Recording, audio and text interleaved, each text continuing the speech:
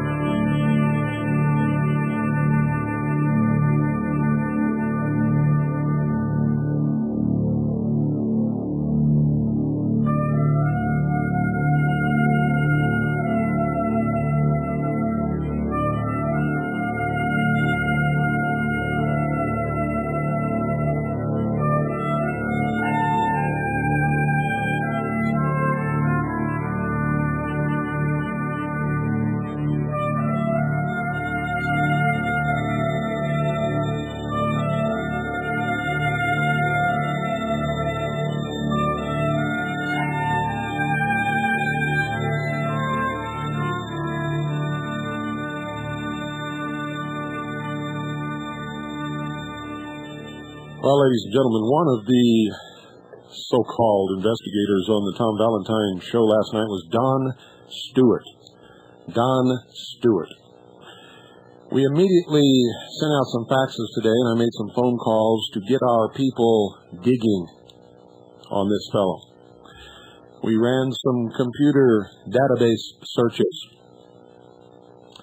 Ladies and gentlemen, I can tell you with no reservations whatsoever that Don Stuart is a long-time informant for the Bureau of Alcohol, Tobacco, and Firearms. We can prove it, and he has admitted it in writing on several occasions. There's also an article in I believe it's the Sacramento Bee, which also makes the same statement. It didn't take us long to catch on to this guy. Don Stuart is a long-time paid informant for the Bureau of Alcohol, Tobacco, and Firearms. This is not a guess. It is a fact. We have documentation where he has admitted it himself.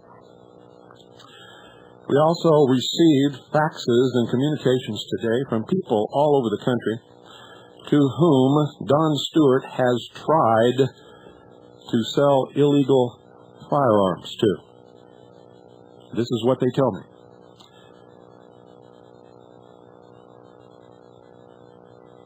And there's quite a few other things, but that's enough. I mean, that's all you need to know. So, you know what really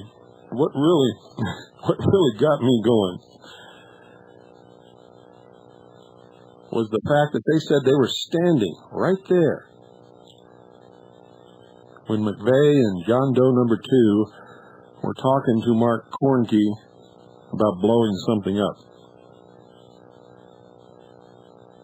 And I happen to know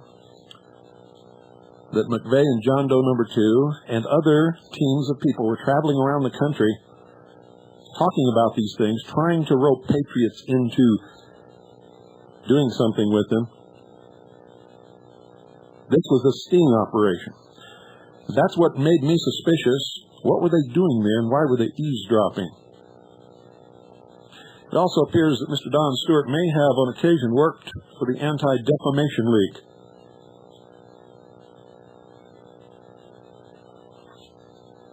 Now let me give you a warning, folks.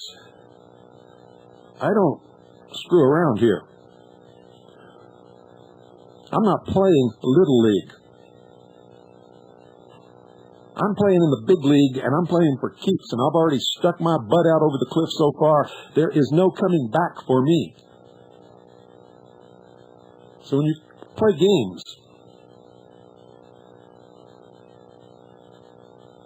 I'm going to nail you on it. You see, because it's not just me. I'm not just one person. I have built over the years the world's largest and most successful civilian intelligence gathering organization that exists upon the face of this earth.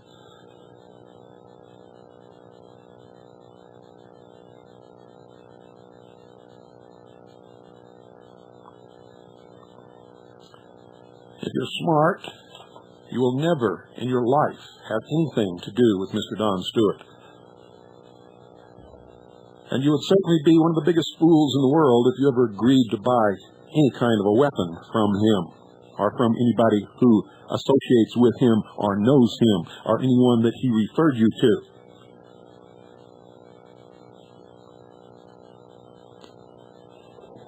Now I want to read you an article that was written by a friend of mine, Tom Valentine, which I think is very good.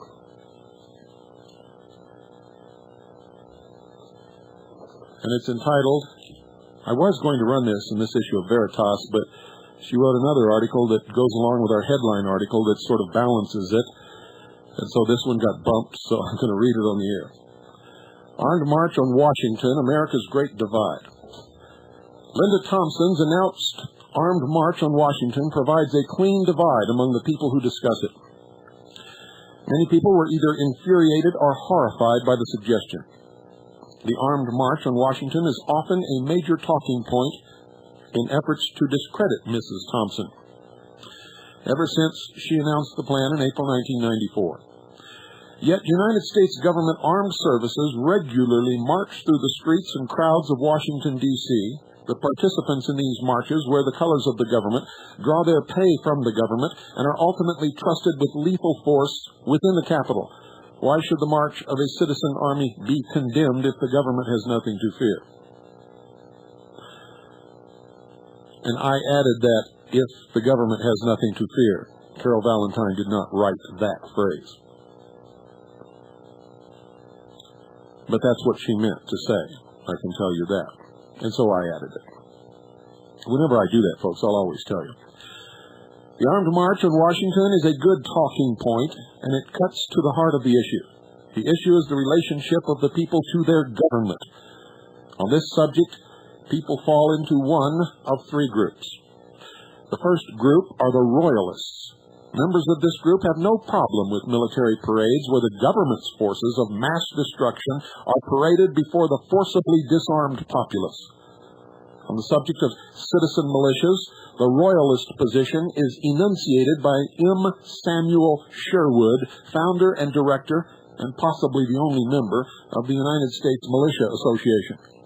According to Mr. Sherwood, militias drilling with weapons would be totally inappropriate. We believe in county, city, and state militia units that have the charter sanction or approval of the sheriffs, county commissioners, or whoever the local political authority based upon law. That's a direct quote from Mr. Sherwood from the New American, February the 6th, 1995, page 29. Since the American Revolution of 1776 was illegal at the time, one may assume that Mr. Sherwood would have backed the legal authority then in existence. That is, he would have supported the ruling sovereign, King George III, and his duly appointed governors and military commanders. According to King George, all rights and power came to the king directly from God, and in his royal generosity he licensed them out to his subjects to be enjoyed as long as they behaved themselves and did not displease King George. The second group who have an opinion on the Armed March on Washington are the Chicken Hearts. The Chicken Hearts. They know we live in an occupied Roman province, and they are terrified of the Roman Imperial Guard. They gnaw their knuckles when the armed march on Washington is mentioned and look around in fear of government eavesdroppers. The chicken hearts disapprove of the armed march on Washington because they believe the paranoid U.S. government would order soldiers to open fire on the marchers. Despite their full understanding of the nature of our current government, they are religiously and viscerally incapable of opposing it. Waco, the staged torture, murder, and burning to death of innocents, was designed for the chicken hearts as an object lesson. In their fear, the chicken hearts will betray those who seek independence. They are the perfect complement to King George, Tiberius Caesar, or any other tyrant who seeks utter subjugation of the people. In discussions of the armed march on Washington, there is a third group. We shall call this third group the inheritors of the American Revolution. They remember the words of the Declaration of Independence, quote, that to secure life, liberty, and the pursuit of happiness, governments are instituted among men, deriving their just powers from the consent of the governed. That whenever any form of government becomes destructive of these ends, it is the right of the people to alter or to abolish it and institute new government. These people believe that government is created and sustained by the citizens to serve their purposes and may be abolished when it no longer pleases the citizens. To these people, a government is no more holy than any other organization of human labor. When she canceled the armed march on Washington, Mrs. Thompson published a statement in which she said that her purpose for announcing the march in the first place was tactical. Has anything, she asked, in the history of this country since the Revolutionary War mobilized so many citizens so quickly or so effectively or done so much to literally scare the absolute bejeebers of a tyrannical government as the public announcement that enough is enough, we the people are going to arrest the traitors and man the weapons? She says that the announcement of the march resulted in a broad realization that the government is not able to suppress large numbers of people. The government lacks the manpower and the training. They have stretched their assets in too many places. They know they cannot rely on the United States military to fire on United States citizens, nor can the United States government rely on United States nations' troops who don't train well together, don't speak the same language, don't use the same signals or equipment, and overall work together like the Keystone Cops. It is only the United States government's propaganda machine that has some convinced the government is the great, all-powerful Oz. It was the march, she says, that forced people to ask the basic question, quote, just how many troops could they call up anyway, end quote. The answer was that we outnumber the SOBs 100 to 1 easily. Do we have government by the will of the government governed? Do we have government by the will of the governed? Does a truly Republican government have anything to fear from the people? Anything to fear even from an armed group of citizens marching through the nation's capital? The armed march on Washington has been a marvelous talking point. Other subjects provide a wealth of perspectives, some genuine, some crafted by spin doctors. But this subject provokes reactions that lay bare the very premises of a citizen's relationship to government. Looks like Linda Thompson is going to have to share the limelight with Carol Valentine, another woman who's got more guts than most men. Yeah, I'm talking to you, Blubberbelly, with the Budweiser in your hand.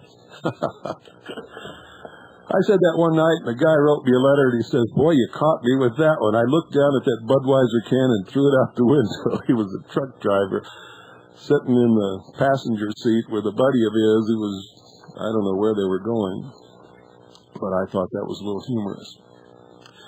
Now, in the last issue of Veritas, ladies and gentlemen, I pretty well proved the origin and the reality and the agenda of the IRS and the BATF.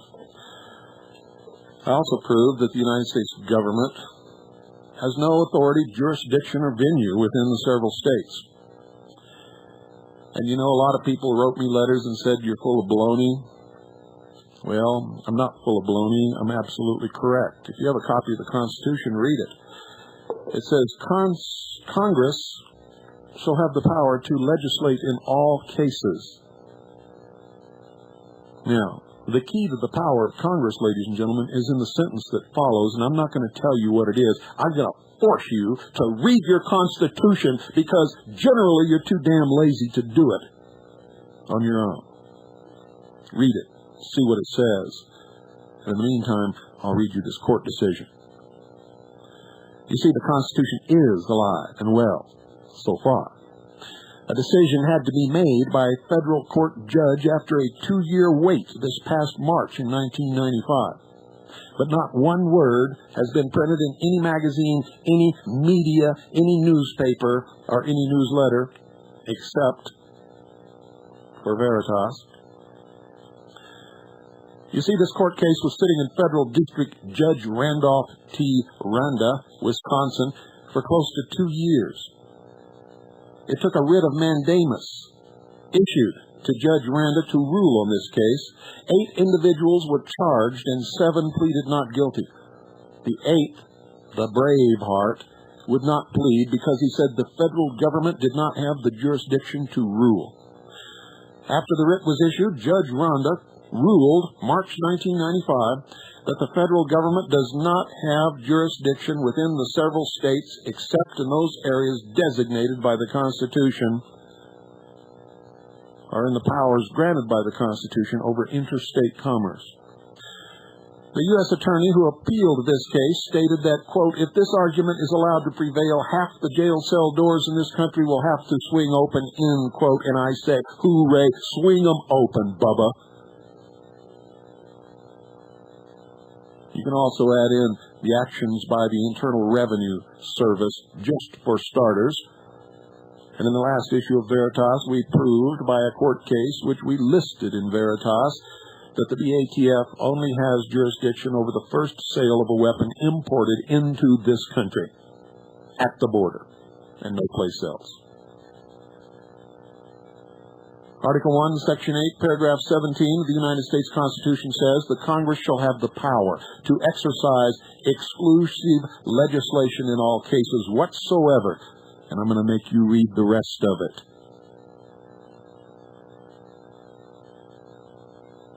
Because that's the only way you ever really learn something, ladies and gentlemen. And I personally believe that every American in this country should read the Constitution from beginning to end once a week, to themselves, to their family, and to their children. If you're not doing it, I urge you to begin.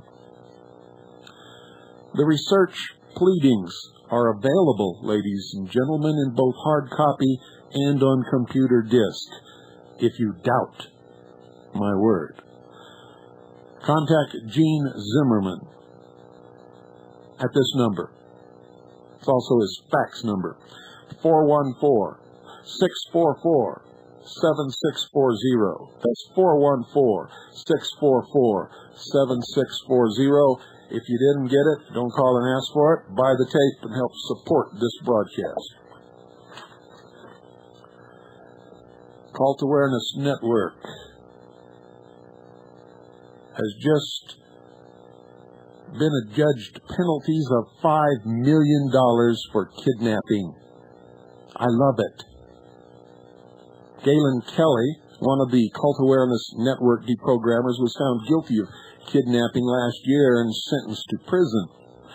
Rick Ross just lost a civil suit for practicing Cult Awareness Network's version of human rights, which is really nothing more than kidnapping. I never could figure out how, if I went and kidnapped somebody's kid and took them someplace against their will, I could go to jail for the rest of my life or even be fried in the electric chair if I took the kid across the state line. But these jerks from the Cult Awareness Network for years have been kidnapping people's children, taking them across state lines, and they call it deprogramming. Well, the law is catching up to them, ladies and gentlemen. A young man taken from his home by religious deprogrammers who tried to persuade him to leave the United Pentecostal Church has been awarded $5 million by a federal court jury. Jason Scott, now 23, had sued nationally known cult awareness network Rick Ross and the Cult Awareness Network, a Chicago-based group that monitors so-called cults. You know what a cult is, folks? It's a religious organization that nobody else agrees with.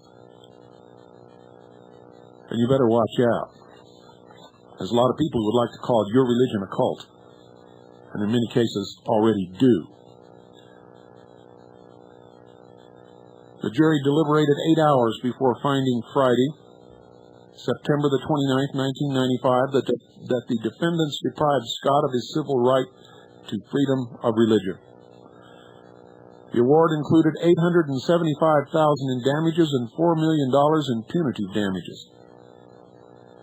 Judge John Conauer turned the verdict quite reasonable. How do you like that? I love it. I think it is absolutely, incredibly wonderful that is happening. And here's something, the UFO factor. There's a volume reversal survey, a market newsletter. And the editor's name is Mark Leibovitz. He says in last week's issue that the United States of America's secret government, which Leibovitz theorizes is preparing for a secret military attack on U.S. citizens in Arizona, Idaho, and Montana, also asserts that the government for 50 years has kept secrets about UFOs and alien beings on Earth, and that the secret may not hold much longer. He says, and I quote, "Some say Clinton is threatening to come out with the alien story if he is hounded any further on Whitewater." Leibovitz writes, quote, "One or more of these events could be enough to send the financial markets into a panic," end quote. In an interview, Leibovitz said his conspiracy theories aren't central to his investment strategy, but he's bearish on stocks anyway. Quote, "We may be in a topping phase now and starting a multi-year bear market," end quote, he says. "These things may not come to fruition for 10 years, but the day they do, if you're in the market, forget it."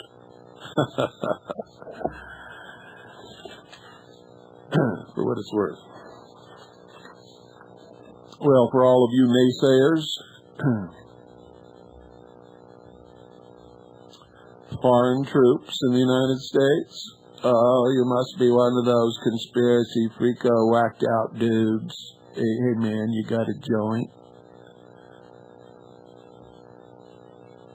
According to a news story in the Wednesday, October the 11th, 1995 issue of the Daily Oklahoma City newspaper, 250 Russian troops will be participating in joint peacekeeping exercises with United States soldiers at Fort Riley, Kansas.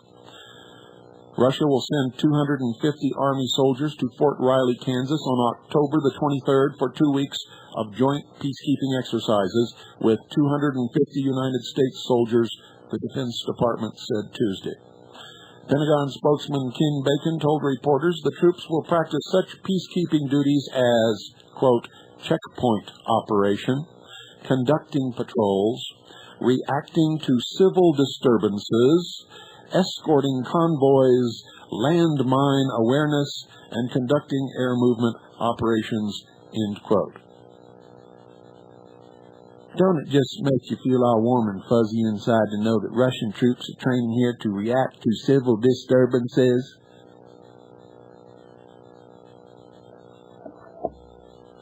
The law forbids American military from participating. Doesn't say anything about Russians.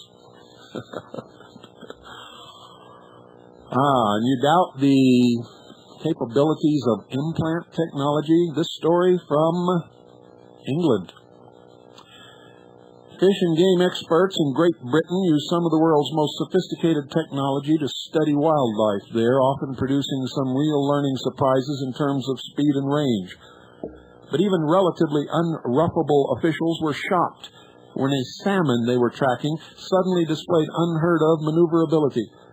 An English agent's eyes almost popped when an 8-pound salmon, fitted with a microchip tracking device, suddenly lit up his screen by leaping high in the air, scaling a steep riverbank, then racing straight across the Wales countryside to the middle of a small town. When the blip stopped moving, the game wardens got into gear and sped off to find this amazing specimen of Salmonidae.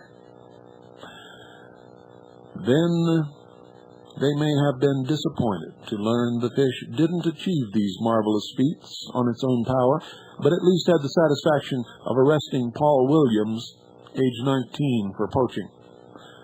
The Fish and Game agents found Wonderfish dead on Williams' kitchen table in the company of 3 other salmon. They didn't tell Williams which one snitched him off. The same kind of tracking technology is in limited use in the United States, although we haven't yet heard reports of a white-tailed deer taking the Elko on-ramp to I-80, then averaging 72 miles per hour all the way to Reno, Nevada, have we? By the way, the story appeared in American Handgunner, November-December 1995, page 99. And here's one for you that tell you how far we've gone down the hill. This is from AEN News. In Santa Cruz, California, a clown named Twister was arrested. Guess what he was arrested for, folks? He was putting coins in parking meters to save people from getting a ticket and getting fines if the meter were about to expire. Many local people in that area, of course, are active in support of Twister the Clown, and others have started imitating him, putting a coin in a meter if they notice that it is close to expiring. Well, why did they arrest Twister? Seems that he is cutting the city off from a lot of revenue-generating activity. I suggest that everybody do this. Every time you see a parking meter about to expire, put a quarter in it. I think it's wonderful. I think it's a great nonviolent rebellion. And by golly, that ought to make the city council sit up and take notice. You'll begin to empty their coffers. This is worth imitating nationwide, folks. No blame if you don't want to participate. It's not a duty, but it certainly would be wonderful if you did. And it'd be a good deed for somebody who maybe just got caught up and couldn't get back to the parking meter in time. So, basically, the truth about the prosecution of Twister the Clown, being prosecuted by the Crown, is neighborliness, community spirit, kindness, charity, helping the people he lives among. Now, what kind of establishment is terrified of those kinds of values reappearing in the United States of America? Who would arrest someone for putting a quarter or a nickel or a dime in a parking meter to save somebody from getting a ticket? If you're as angry at these jerks as most of us are, here's a way to express it non-violently and perhaps make a big a wave as in the 60s. Just put something in the parking meter when you go by and you see it's almost ready to expire. Don't put it in there if it's not ready to expire, just if it's ready to expire. Be alert. Watch. Do it.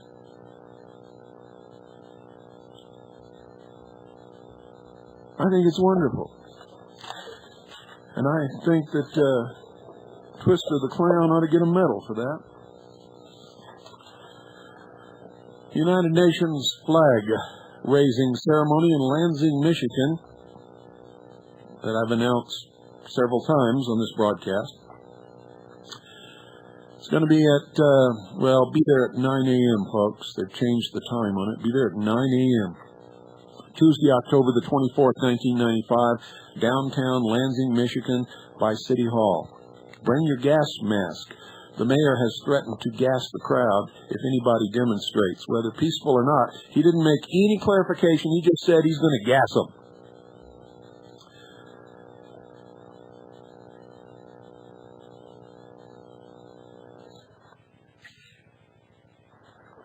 Excuse me, folks. I had to sneeze there.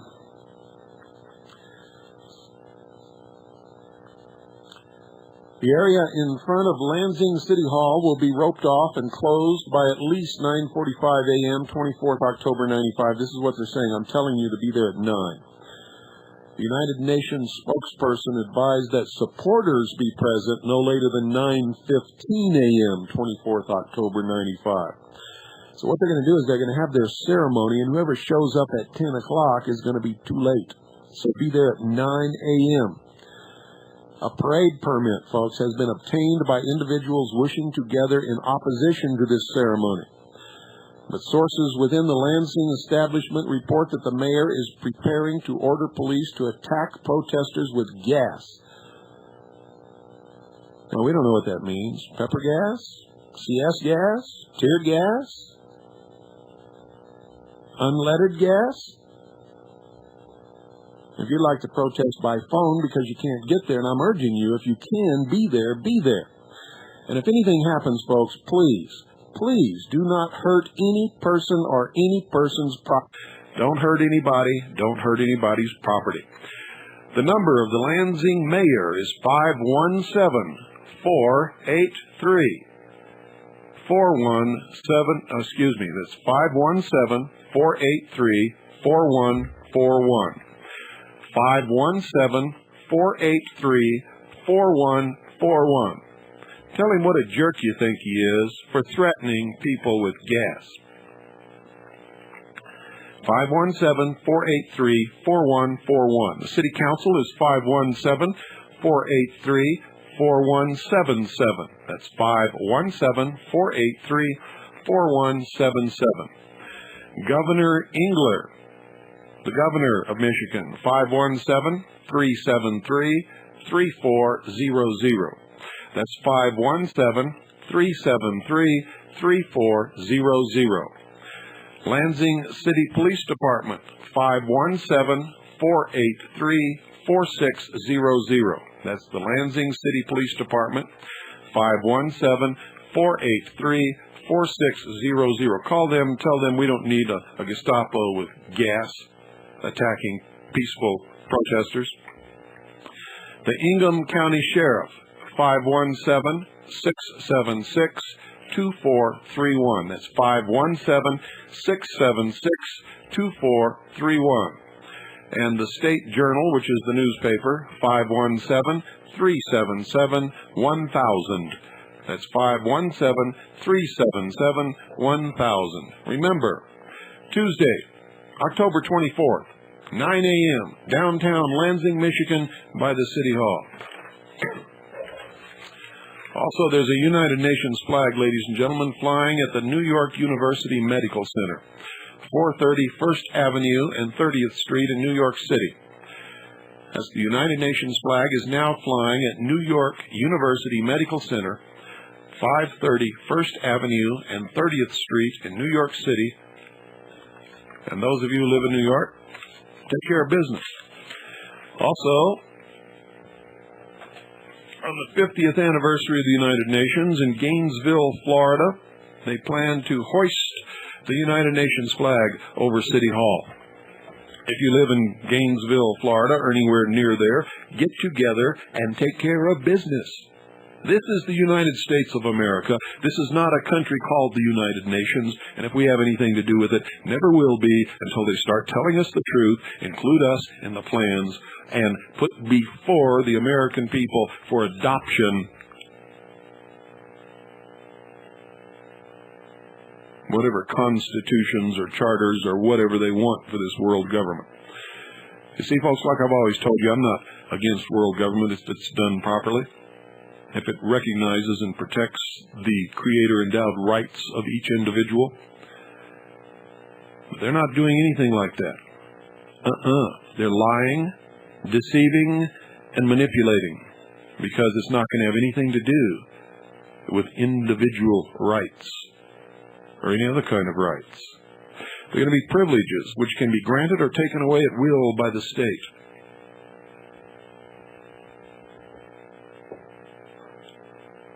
Think about it. And if I were you, I would think very hard about it, ladies and gentlemen. Get those flags down and keep them down.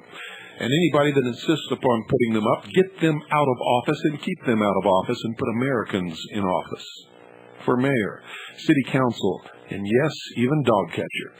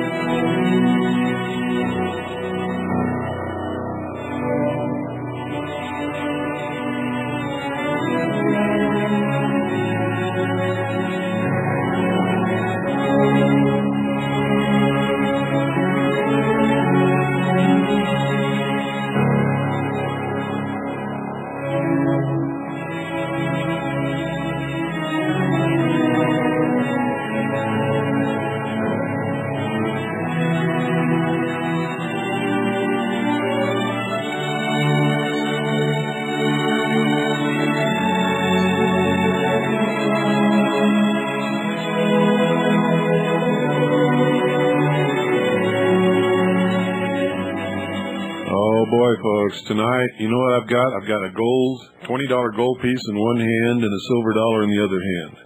I love it. You see, I've been preparing for a long time. I don't keep this stuff around here, but every once in a while I'll go where it's at and bring a couple home just to hold and talk about while I'm doing the broadcast. Sort of connects me with the reality of the whole thing.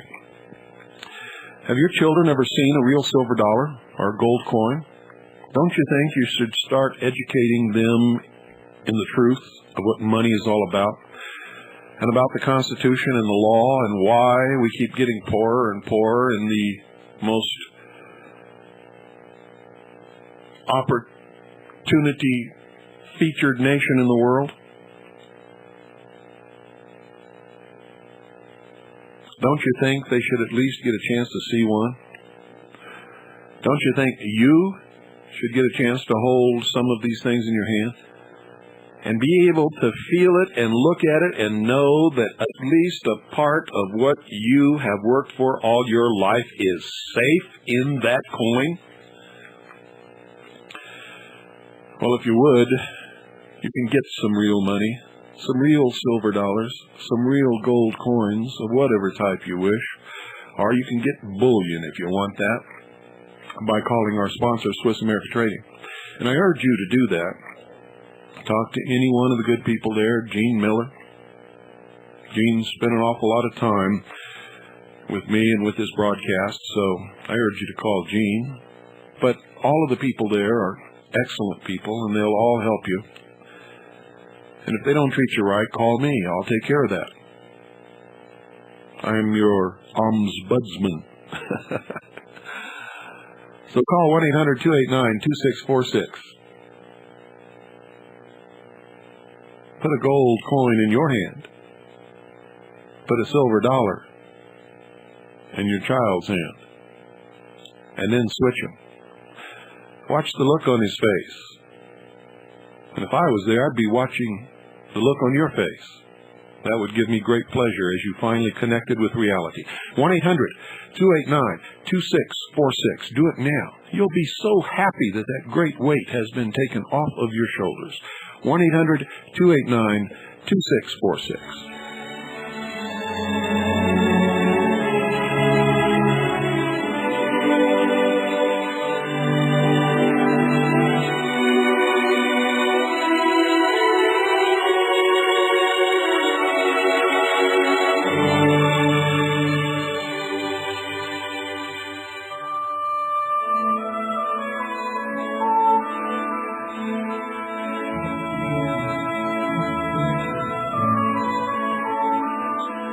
Also, folks, another surprise for you. We have located a videotape that shows Gary Hunt with a BATF T-shirt on, standing with two other BATF agents also wearing the same T-shirt. Remember, I told you we also have a videotape, and you have it too if you have Waco the Big Live. Gary Hunt serving as the pallbearer for the funeral of an ATF agent. Not to disparage the dead ATF agent. I have no idea how he died or what the circumstances were, and I don't want to see anybody die, but nevertheless, it's Gary Hunt serving as the pallbearer. Hyder, Arizona. Well, there are some people out there who do listen to me. Listen to everyone. Read everything. Believe nothing unless you check it out for yourself. He sent me this. He said, listen to Bill Cooper last night on the shortwave. He stated that the slips of paper found at the crash site were never really there. The gist of what he was saying, that the media has created this bogus story about these papers, and this is another lie. I called information this morning for the Maricopa County Sheriff's Office. When asked about the slips of paper not being found at the crash site, the woman answering would not comment and said all questions were to be directed to the Federal Bureau of Investigation. What's the FBI number, please? I asked. She gave it to me. So I called the FBI number and was referred to the investigator's office. A lady answered, could you comment on the fact that there were no slips of paper found at the crash site of the Amtrak train derailment? She said she could not comment. Could someone else there, like a supervisor or investigator, comment then, I asked? She turned to someone and said, can we comment on the fact of the slips of paper not being found at the crash site? A man's voice replied, no, we cannot comment on that. The only one that can do that is the media officer. Well, is he there? No, he's at the crash site, she replied. Can I call later when he returns? I don't know when that will be, she replied. I then thanked her and hung up. This is my conversation of about half an hour ago with him and is to the best of my recollection. Call the numbers for yourself. Check it out like Cooper says. Don't just take his word or mine for it. So there you have it. Another bogus story by the media designed to inflame and arouse the passions of the sheeple. Fact is, like Cooper reported it, no slips of paper signed by the sons of the Gestapo. I love it when you people do what you're supposed to do. This guy did it.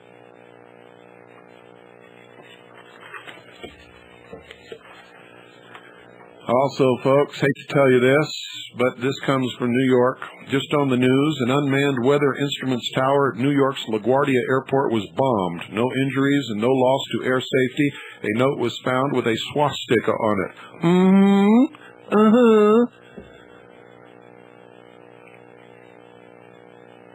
Wow. And you want to know what the Associated Press is saying is in the Hyder letter? By the way, most of the bullshit that's ever printed in this country comes from the Associated Press.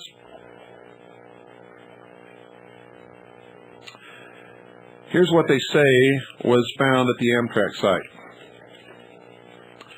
Indictment, and I'm quoting directly. I'm reading this text that they say was on all of these pieces of paper that were scattered all over this train wreck site. Quote, indictment of the ATF and FBI. Before dawn, the women awoke to say their morning prayers.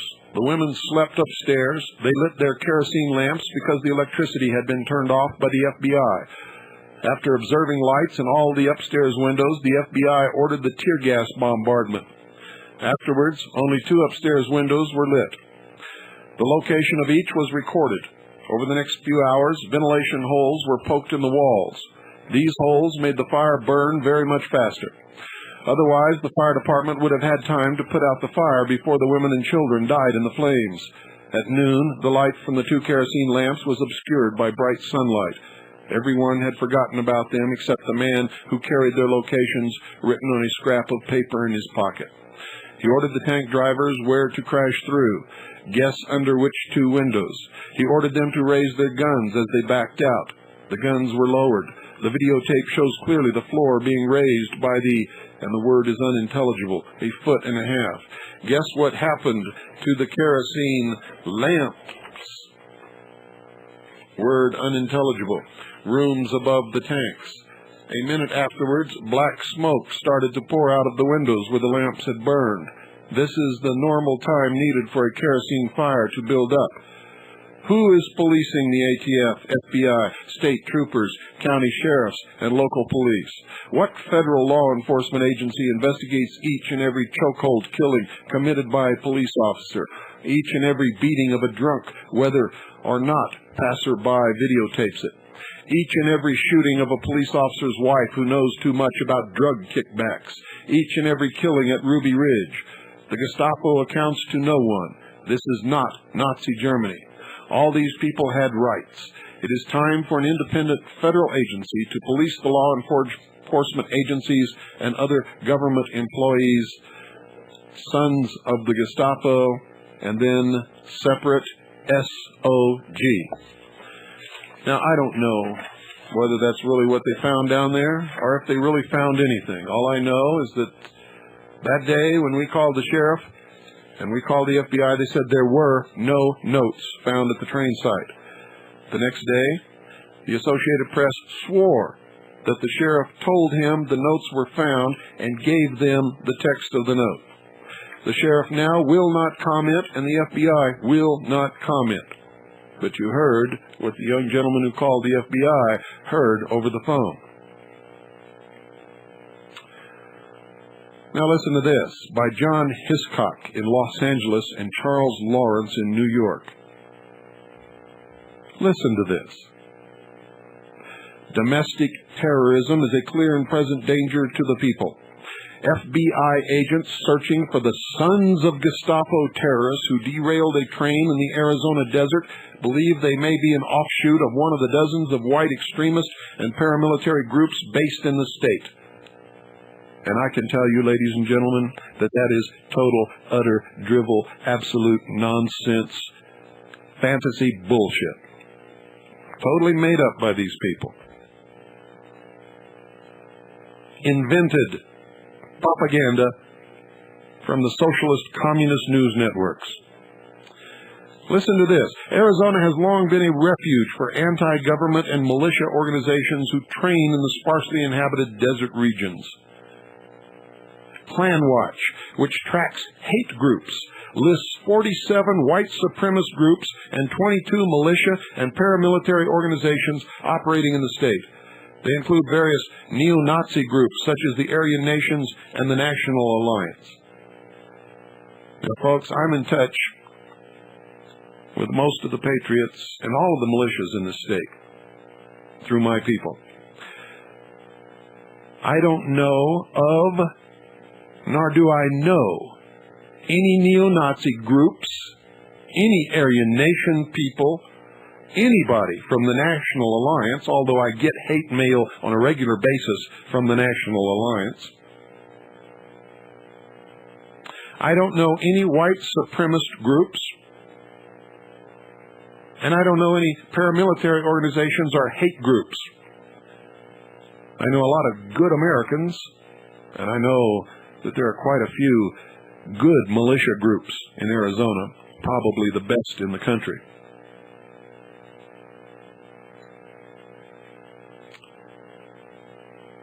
And it goes on and on and on. I'm not going to read all of it to you because it's all the same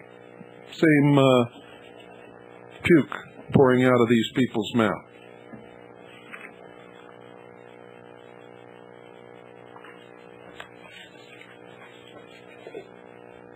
They are the haters, ladies and gentlemen. They are the Nazis. Hermann Goebbels would be so proud of them.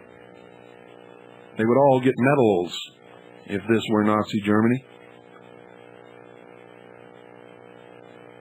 Now, check this out, folks. The president is assigning United States troops under the United Nations all the time. Specialist Michael News unit left without him. 22 United States Code, Section 287D, which on its face authorizes U.S. troops in UN military activities. Never mind that it's illegal. And I'm going to tell you why in a minute. Section 287D, Use of Armed Forces Limitations. The President is authorized to negotiate a special agreement or agreements with the Security Council, which shall be subject to the approval of the Congress by appropriate act or joint resolution, providing for the numbers and types of armed forces, their degree of readiness and general location, and the nature of facilities and assistance, including rights of passage to be made available to the Security Council on its call for the purpose of maintaining international peace and security in accordance with Article 43 of said charter. Remember that. Article 43 of said charter. The law says, in accordance with Article 43 of said charter. Talking about the United Nations Charter. Remember that. Don't forget it. It continues, the President shall not be deemed to require the authorization of the Congress to make available to the Security Council on its call in order to take action under Article 42 of said charter and pursuant to such special agreement or agreements the armed forces, facilities, or assistance provided for therein. Provided that except as authorized in Section 287D1 of this title, nothing herein contained shall be construed as an authorization to the President by the Congress to make available to the Security Council for such purpose armed forces, facilities, or assistance in addition to the forces, facilities, and assistance provided for in such special agreement or agreements. Now, the agreement or agreements specifically must be made under Article 43, ladies and gentlemen. Article 43 is the one that can do it. And the President is doing it citing Article 43. And the President is lying to you, lying to you, lying to you, as in liar, L-I-A-R, liar, liar. Your pants on fire. Your nose is as long as a telephone wire. You see, ladies and gentlemen, Article 43 of the Charter and Article 42 of the Charter referred to in text are articles of the United Nations Charter. And it all sounds really neat, and it really sounds, like he has the authorization to do this stuff, and most of the sheeple would never check and would go right along with it, and that's what they count on. But you know what, folks? The United States of America has never in its history ratified Article 43 of the United Nations Charter.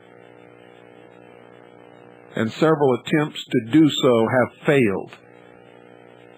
Therefore, this entire section of the United States Code has no legal position and, in fact, is not law and cannot be activated. Without the United States ratification of Article 43 of the United Nations Charter, the President of the United States cannot assign United States military forces under the United Nations. Put that in your pipe and smoke it.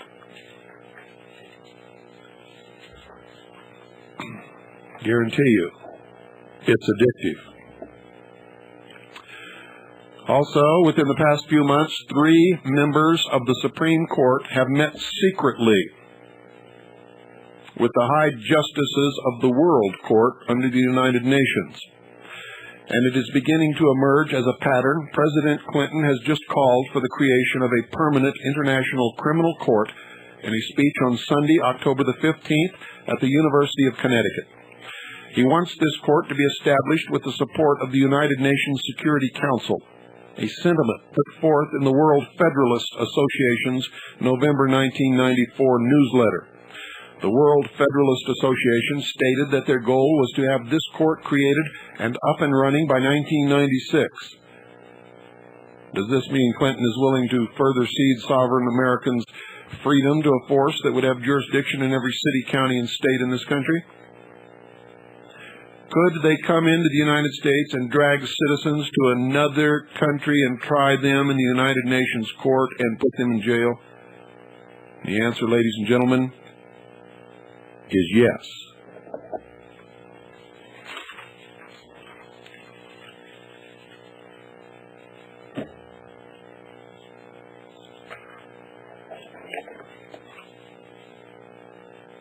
And I think that's just about enough for one night, don't you? You think I've rattled your cage enough for tonight? I hope so. But you see, I happen to know that you can take it. The audience of this broadcast is the best, most well-educated, smartest, most intelligent audience in the world.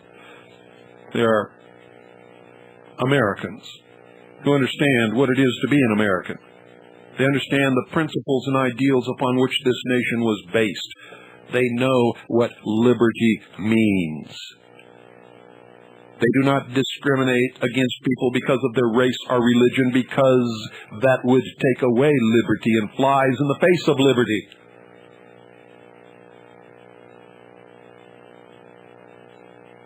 And in my estimation, they are the salt of the earth. Good night, ladies and gentlemen.